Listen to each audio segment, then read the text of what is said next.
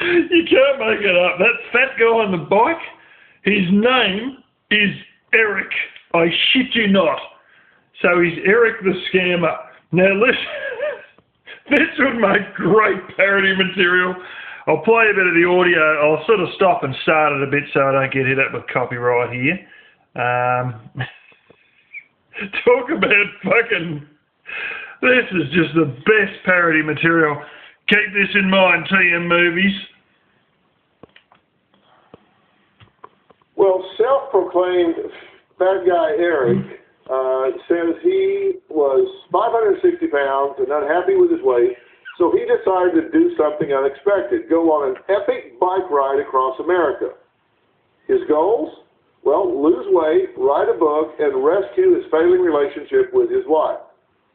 Well, after his story went... By disappearing from her.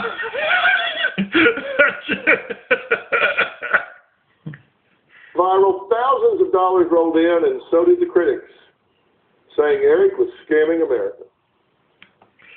And on top of that, I think he's using GoFundMe and social media. Eric's a digital panhandler. He's putting an emotional gun to people's heads and robbing them blind. E-bigger. Eric is a lazy scammer.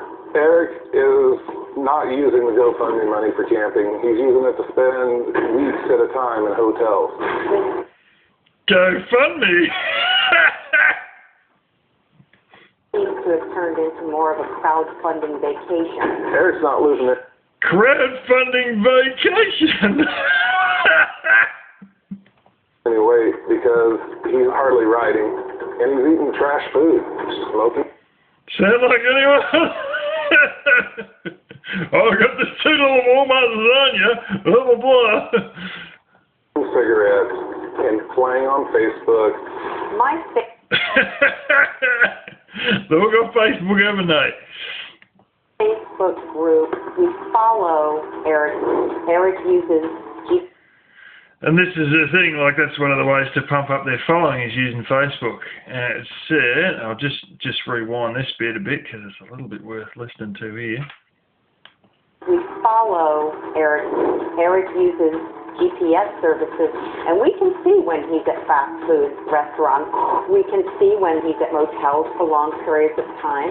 The more that I follow... So this guy's actually uses some sort of a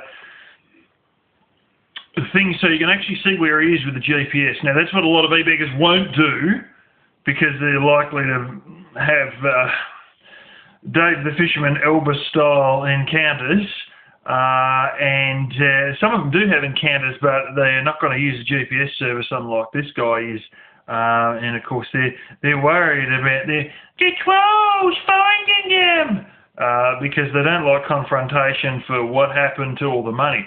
This motherfucker, by the way, has got about $15,000. Shed $14,700 of $15,000 or something like that. So he's really raking in money. I mean, he looks it makes Elvis look fucking hopeless. But then again, Elvis is just so useless at trying to cover his tracks and so blatant and so many dodgy Craigslist personal ads. and so many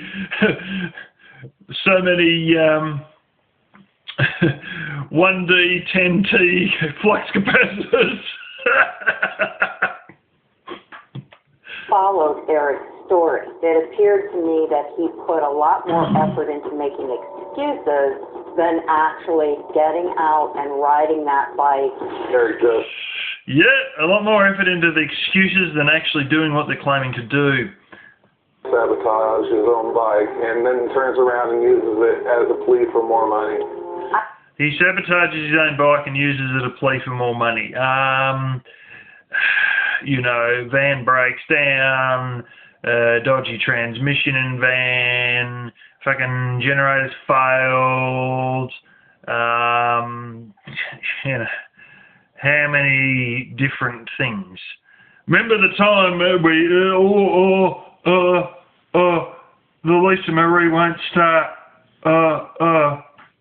And that was the last video I had for several days. Turns out, and everyone's like, oh, what happened to him? Is he still stuck there with his van not starting? Is he stuck at a gas station? Turned out he was out with NASA going to all the different restaurants in Chicago. Yeah. There's another one that living it up for free, done with you pull certain things on your ignition to make it die in the arse. There's an old trick I've got taught too. You can pull the actual rotor button out, or you rip out either your. It's actually easier just to pull the lead off the top of the coil. That'll allow you to crank forever and never start as well.